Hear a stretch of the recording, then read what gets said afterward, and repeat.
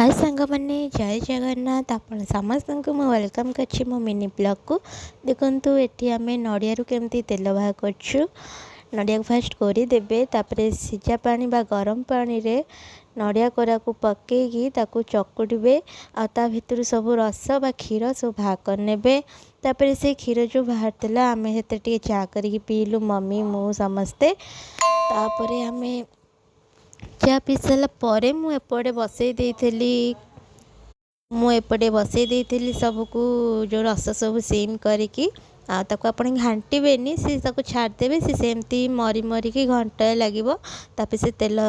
बाहर आरंभ कर तेल बाहर कर सारापर देखु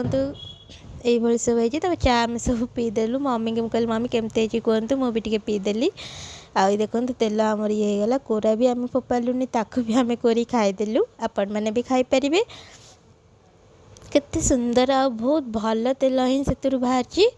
यदि आपण वीडियो भल लगी तो लाइक कमेंट और शेयर करंतु। जय जगन्नाथ।